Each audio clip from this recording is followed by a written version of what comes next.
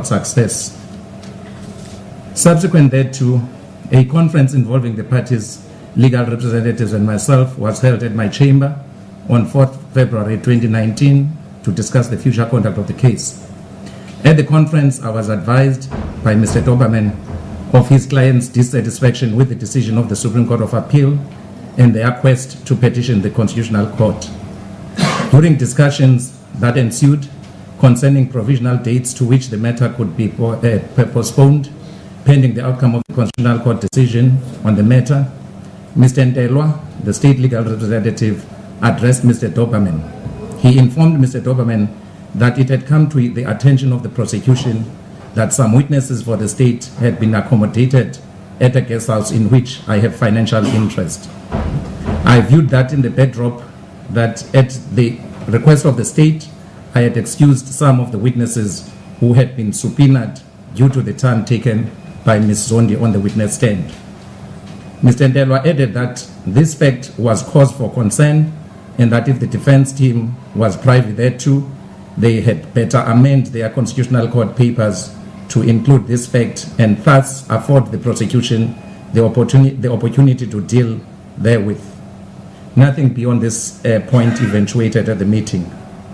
After the conference and upon reflection on the prosecution's revelation and regard being heard to what follows hereunder, I took a decision to merimoto recuse myself from presiding in this case in the interest of justice.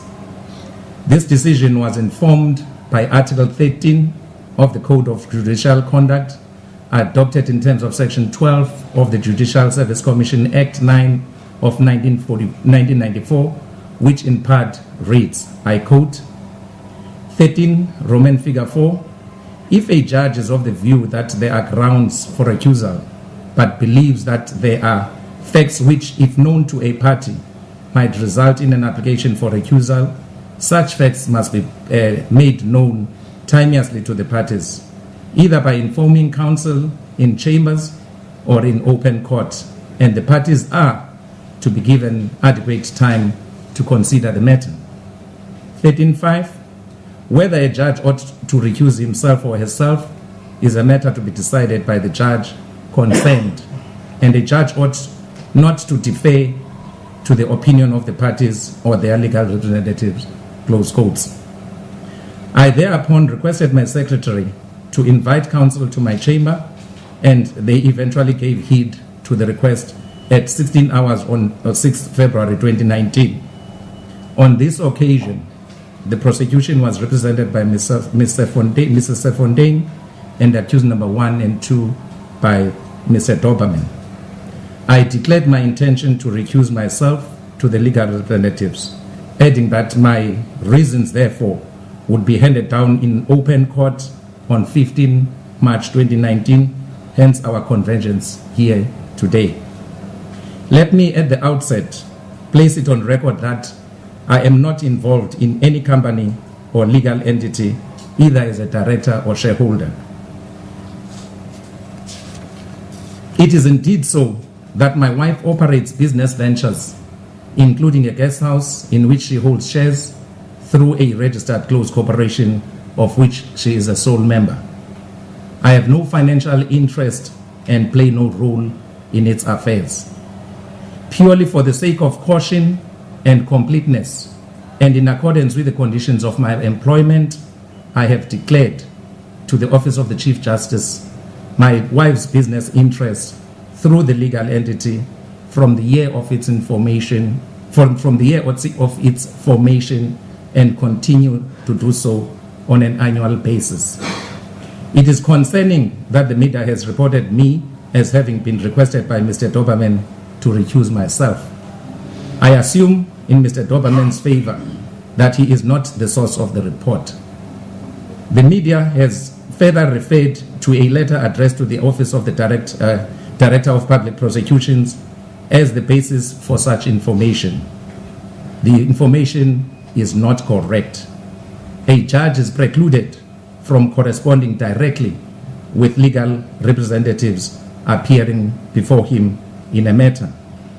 I further place it on record that the letter has nothing to do with my office and presume that it was correspondence between the parties' legal representatives. Having put the record straight, and whilst I am of the view that there are no grounds for me to recuse myself, reference to some state witnesses as having been accommodated at a guest house in which my wife has financial interest is a factor which might reasonably give rise to an apprehension of bias and result in an application for recusal being brought. I interpose here too and mention that I am not privy to the information held by the state concerning the accommodation of the state witnesses.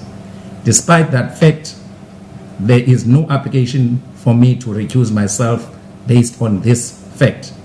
And independently of the opinion of the parties or their legal representatives, I am of the view that the appropriate thing to do is for me to recuse myself, which I hereby do.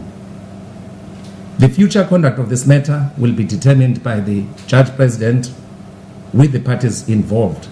At this point, the court will adjourn for a few minutes while I pave way for the Judge President to take over. Court shall adjourn.